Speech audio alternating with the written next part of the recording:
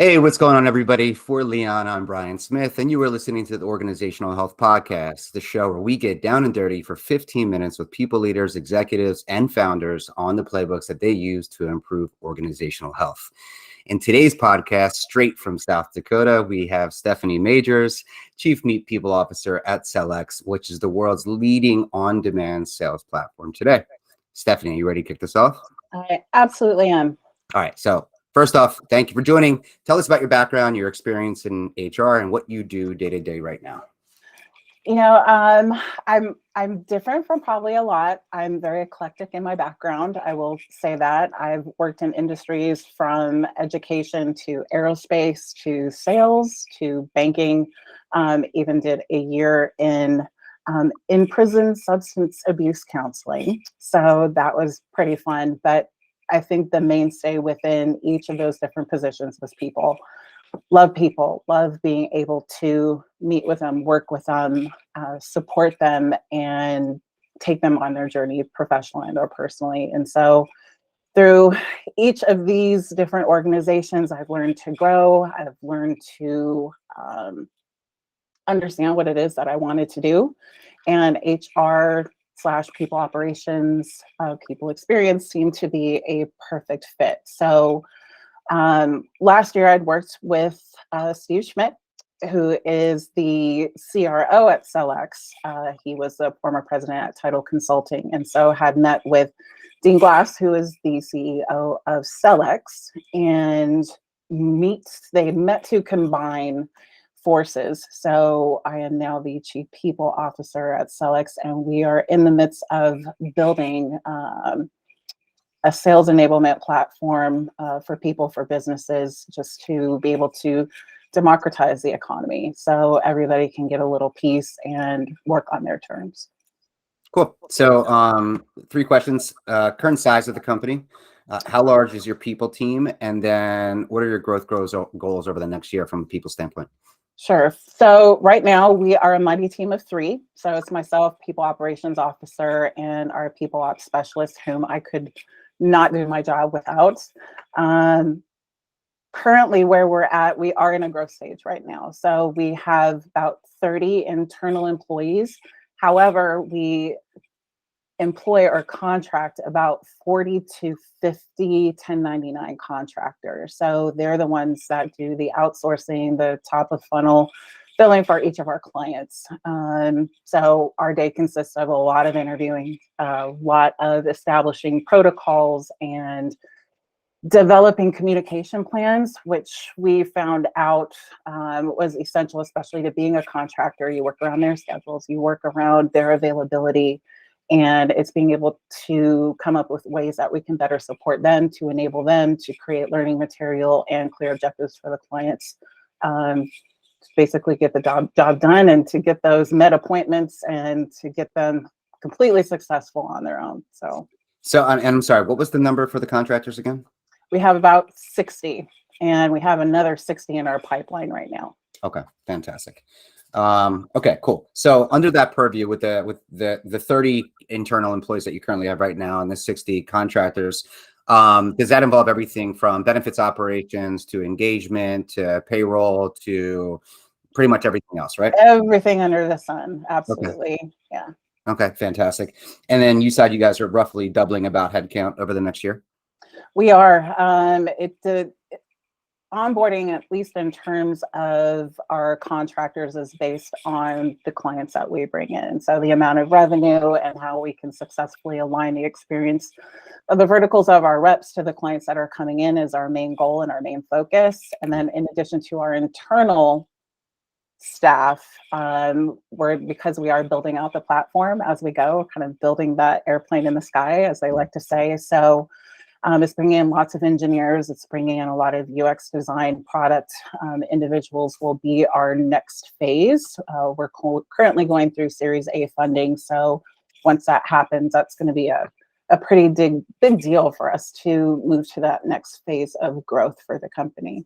Okay. All right. Fantastic. So now I'm curious to dive into this because obviously the name of our podcast is the Organizational Health Podcast, and your experience is, it's vast, right? From, like you said, the prison system to working within, tech now.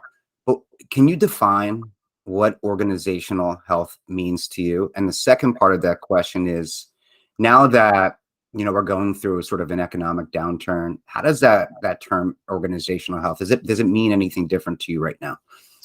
For me personally, and I have to sidebar and say that I'm very fortunate in that our executive team and management are very much in alignment to this. And organizational health starts with accountability.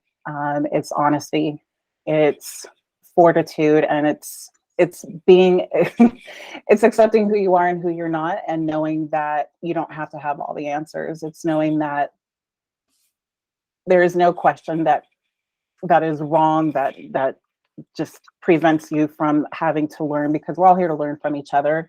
We're all a little bit scrappy, we're all a little bit gritty, and none of us has had that Ivy League type of experience, or we're learning from each other, and we're learning. And I think being able to pass that on to not only the internal staff, but to our XDRs, knowing that we're in it with you, I think is the way to go. And knowing that your input and knowing that your feedback is extremely important to us to be successful. We've instituted a lot of feedback type of mechanisms from the XDRs, from our internal staff, like what's working, what's not, starting to create feedback loops in order to have a better understanding. It's a living organism ultimately, and to know that every piece, every limb, every aspect of it is breathing and working. And if one doesn't, then it's not functioning properly. So to be able to address those issues right when they happen, and to understand it's a team effort in order to fix it, to remedy it. And and that's something from having a relationship with Candace Tabor over the past probably a couple of years. The fact that you guys are so focused on I think you said XDRs, on your XDRs, and actually the health and the engagement of those is so very different than what we find. I mean, and you can compare it to Uber, right? Where, sure, quite honestly, I don't think Uber's caring much about their drivers. at least.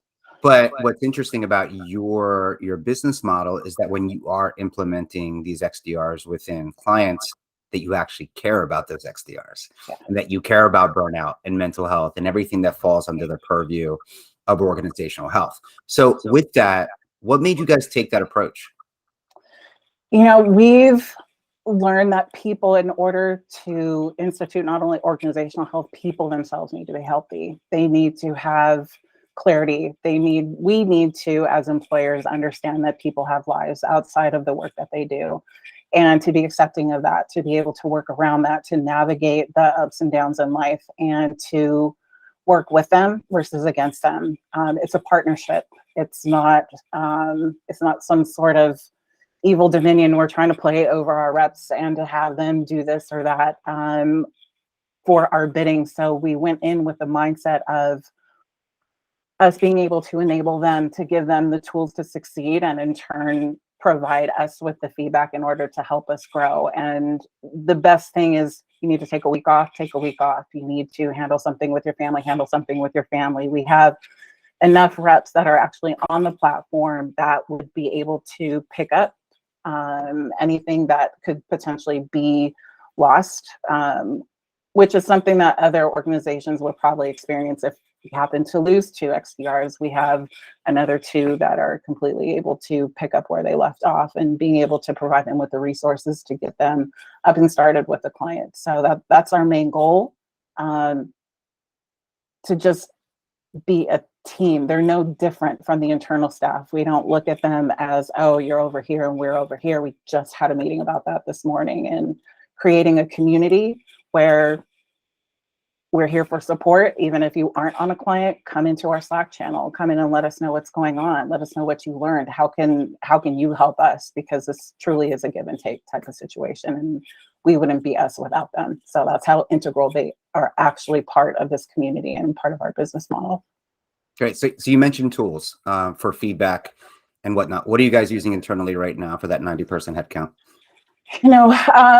We're instituting it, so it's very manual at the moment. However, we have our Slack community, right? We have onboarding channels where we have internal channels for each in every individual client. So we have ways to discuss things with the client, ways to discuss things with CS. We have lunch and learns. We have one-on-ones that they can schedule. All of our calendars are open.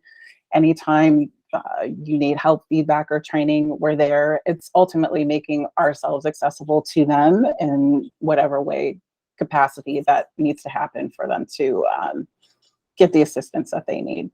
Okay. All right. Fantastic. And if you had a North Star metric that you wanted to track around organizational health, what would that be? Satisfaction, job satisfaction, and are we providing you with the proper tools and information that you need to be successful? So a lot of that comes with getting information about the client. What's their ICP? Where, what's their main focus and what they want? How can we better assist the client? So the more information we can give them about the client, about who it is, their main goal of who they want to reach, then that's what we need to supply them with. So it's just an inundation.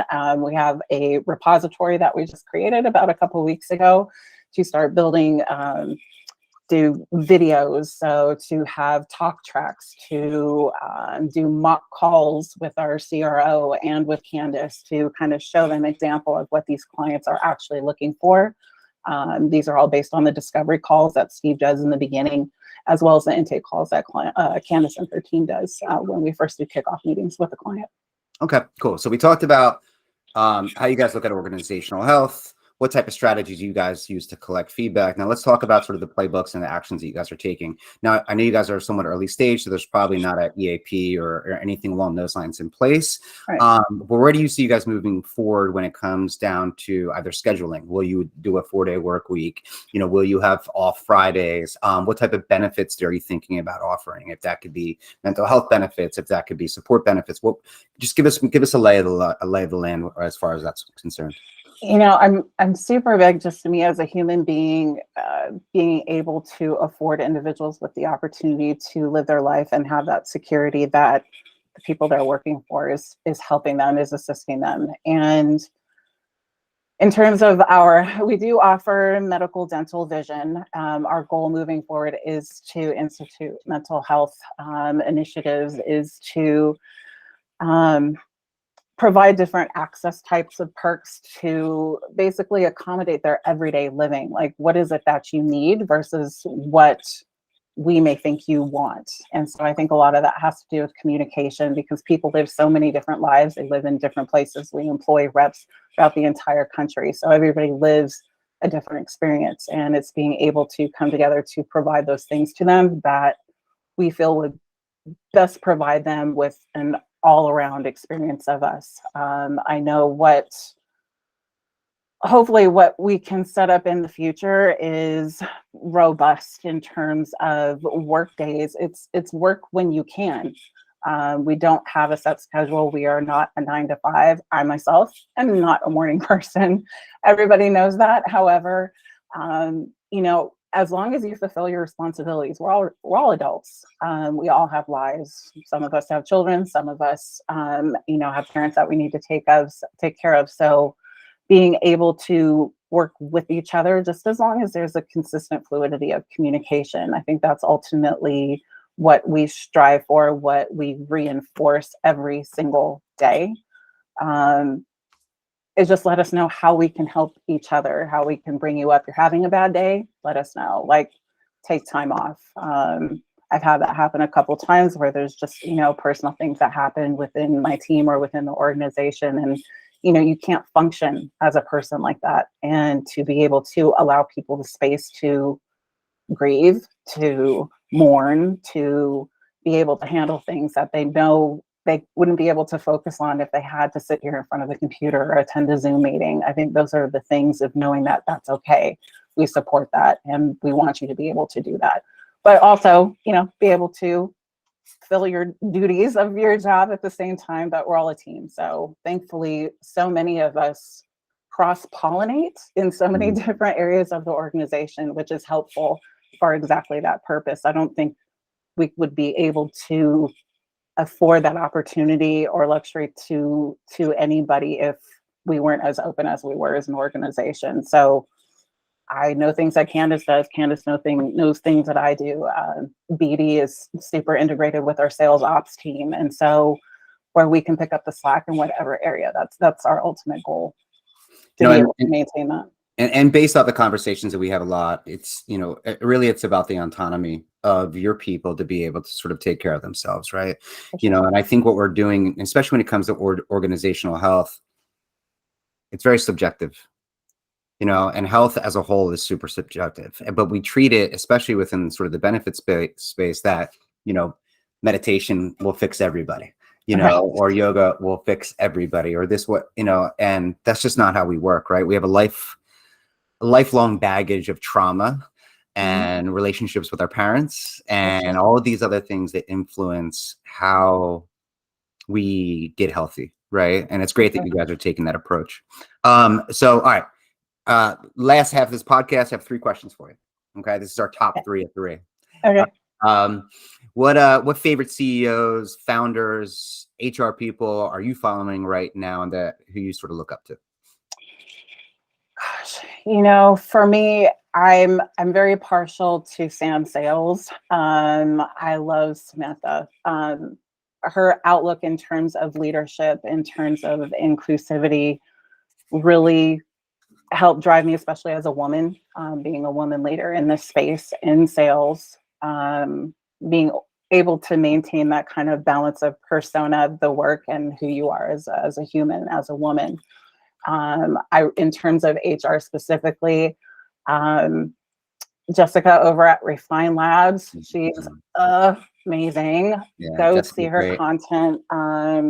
She's a huge support system in terms of breaking the mold of what traditional HR people ops is. It's understanding that the world is changing.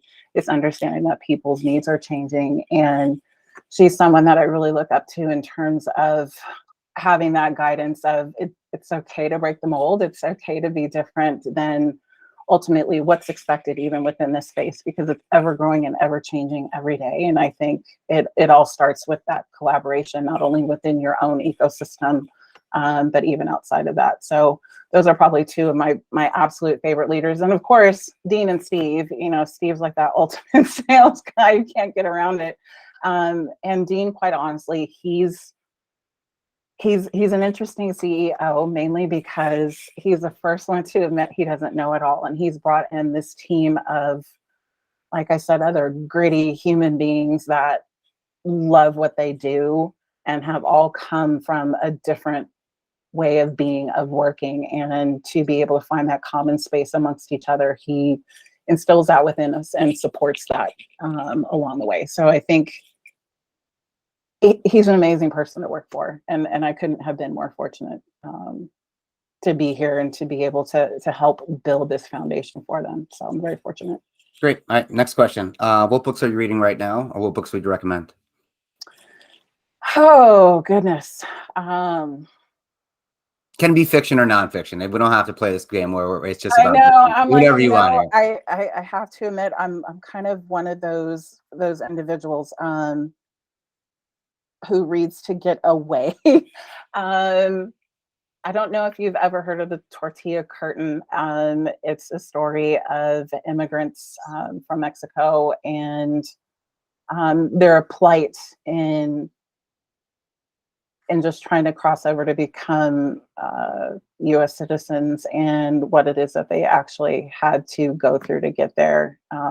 It not only, even despite the climate that we're in right now, it does remind you of the actual, I don't even want to say niceties, but the privileges that we have living in this country still, and hopefully will remain to be. So I think it puts things into perspective that sometimes it's not as bad as what we may make it out to be, and humbles yourself a little bit, I think. And I needed that perspective, because you get so caught up in life and you get so caught up in the things that would like to change but can't. So kind of bringing it back down to the level of, hey, we're all here. I get to wake up in the morning. I get to go to the grocery store, and I get to live a life that I choose to live. Okay, great. Last question. What do you do in your spare time? Hobbies? Well, as I told you before, we just moved, my partner and I just moved from Los Angeles. So moving to South Dakota, which is a vast difference in terms of excitement level. To be quite honest, we go to the shooting range. We go take walks in downtown Sioux Falls and really trying to find the best Mexican food places. Our next to-do list. We have not found one yet, but we're really big on the up and coming places. So we're foodies, which is a big thing. And of course, Yellowstone is always kind of our go-to. So we're looking forward to that coming up. So for the foodies out there, other than possibly Mexican food, would you recommend Sioux Falls? Cheese curds, I don't know. I mean, hamburgers, they're great at American food. Yeah, we were really spoiled. I have to be totally honest. And both of us being half Mexican, we're a little preferential when it comes to authenticity of the Mexican cuisine, which I always. Well, I tell you what, a food truck, a Mexican food truck will either kill it or they'll just kick you straight out of town. So we'll see how it works out. Well, it's interesting. Their spice level seems to be non-existent. So I don't know how well we would do, but that is something on our, if we won the lotto, what we would do is definitely a food truck. So. Nice. All right. Well, Stephanie, thank you so much for your time today. And I look forward to learning more from you. Awesome. Thank you so much, Brian. I appreciate it.